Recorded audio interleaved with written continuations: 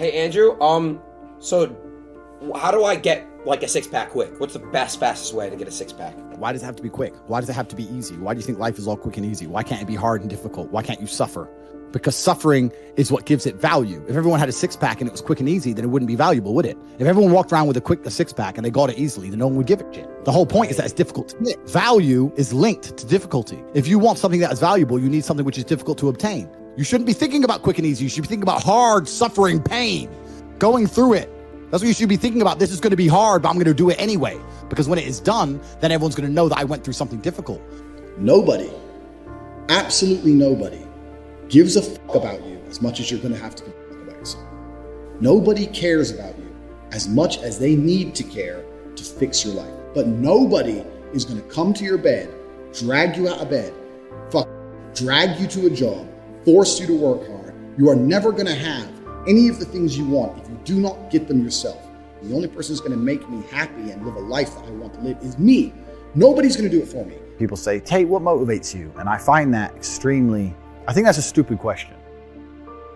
I was a 4-time kickboxing world champion. For 12 years, I trained 5 hours a day, 6 days a week.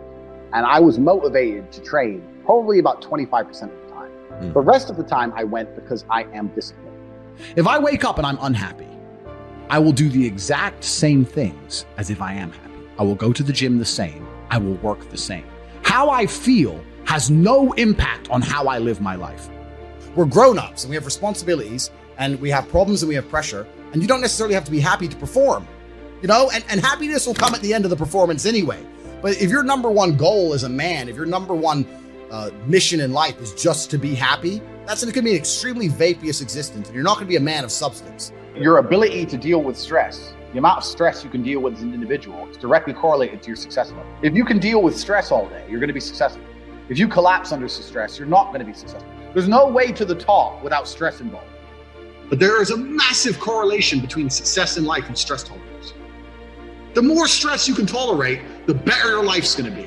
One of the only things in this world you can control is your state of mind. You can't control the weather. You can't control other people. You can't even control your health. One of the very few things in the world you have genuine control over is your state of mind. If you can't control that, then you're just a feather in the wind, and life's going to blow you around. I can't imagine truly wanting to quit something and not being able to quit. I can't imagine it. When I talk to people who say, I want to quit smoking, I say, when? They go, oh, well, soon. Well, that means you don't want to quit. You want to keep smoking for a while and quit later. I can't imagine a mind frame or a mindset where I want to do something and can't do it. It's almost difficult for me to answer that question, because if you have that kind of mind, if your mind is so fundamentally broken that you cannot do with your own mind what you want to do, then you're just, right? Life is hierarchical. There's always going to be kings and there's always going to be peasants.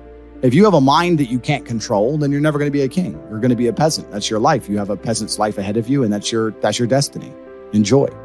Right? There's always been peasants. That's life. But I believe that the most important thing you can do as a man is to gain control of your mind. Once you have control of your mind, life is so ridiculously easy. People say to me, Tate, you're in good shape, but all you do is drink vodka and travel the world. You're never even home. You never even have a gym. How do you do it? It's ridiculously easy if you control your mind. If I decide to do 1,000 push-ups, I'll do them. Maybe I have to do them one at a time. Maybe I'll get tired. Maybe I need a break. I'm going to do 1,000 because I said I'm going to do 1,000. Everyone knows what they're supposed to do. You either control your mind or you don't. And all of these things stem from the same problem. It's something you can do. It's something that is learned. It's something that is taught. Depression is the ultimate motivation. If you're unhappy with your life and you're depressed, I don't expect you to be popping pills and sitting laying in bed. I expect you to give me a huge list of everything you're achieving per day.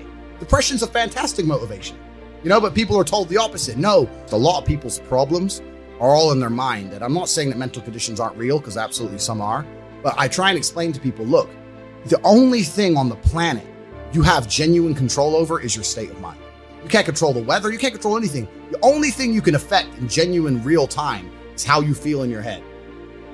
How you view the world absolutely and utterly shapes how you react to the world, how you act in the world, how people view you. It's all down to how you view things. You have to believe you're a fucking man, and you have to believe you can achieve anything. I'm not saying you can achieve anything easily. I'm not saying it's not going to take a whole bunch of work. I'm not saying it's going to happen quickly.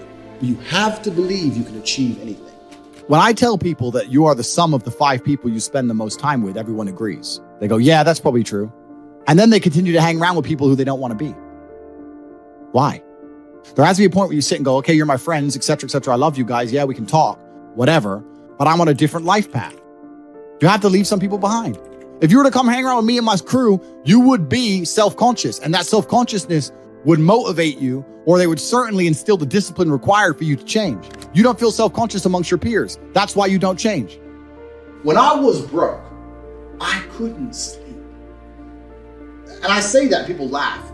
I'm not joking. When I wanted money, like fucking I needed air. People say to me, I want to be rich. And I say, okay, well, I want to be able to ice skate, but I don't want to be able to ice skate enough to go learn how to ice skate because I can't be bothered. I mean, surely if I could click my fingers and be a figure skater, I'd click my fingers. Who wouldn't? But I don't want to actually go train because I don't want it enough. And this is the exact point with money. Everyone wants money put on their lap. If you truly wanted money, you wouldn't be able to sleep until you fucking had it. And this is the point.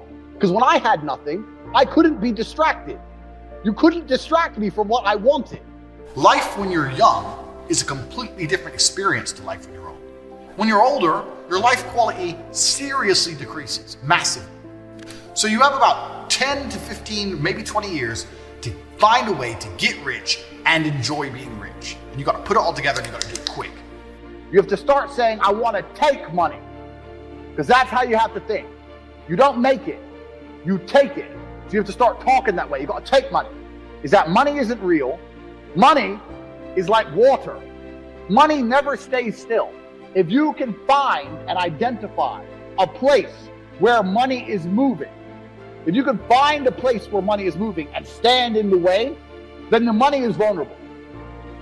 Problem is with the people out here, everyone has a dream, but not many people have a plan. A good plan today is better than a perfect plan tomorrow. You got to do something. You got to do something fast. Yeah. You're just sitting around talking about it and hoping for things to get better. I don't think living in a dream is going to help you in any way. I think you need to be sitting here panicking at the fact that you don't have enough money. You need to be concerned and worried and sad, and you need to do something about it today. Because that's how I started my first business that made me $1 million. I sat in my room, pissed off, and I fucking came up with the idea. Most people see people with things they want and they don't do the second half. They don't try and work out how they got that thing. Oh, my man has a Ferrari. Okay.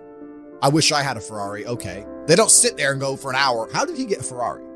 It doesn't cross that part is the part they don't want to do, right? They just go, oh, he has a Ferrari. Wish I had a Ferrari. And they go back to TV. Yeah. And that's why they lose. You need to understand that in this world, there's a whole bunch of people doing amazing shit that you are not doing.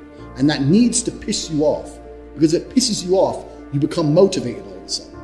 You need to be annoyed. And I'm telling you to be angry.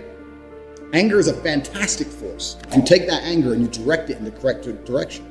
And listen, you may feel fired up for 10 minutes after this little talk, but you're not going to feel fired up forever. You need to put systems in place. You need to get discipline. You need to get an atmosphere of people around you who are going to keep you accountable and not make it easy for you to continue to be a fucking nobody.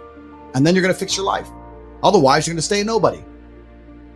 If you were genuinely pissed off about your situation, you would not need me to motivate you. You would motivate your fucking self and you would do something to change it yourself. Motivation isn't real. Everyone says this. Motivation is not real. Discipline's real. I do not feel like training, but I still train because I'm a disciplined individual. You don't get to go through life only doing the things you feel like doing.